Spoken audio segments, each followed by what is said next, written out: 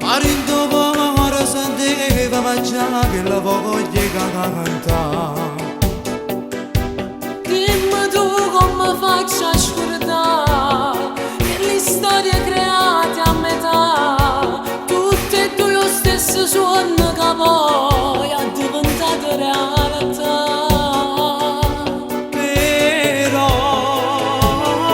siamo sempre compagni.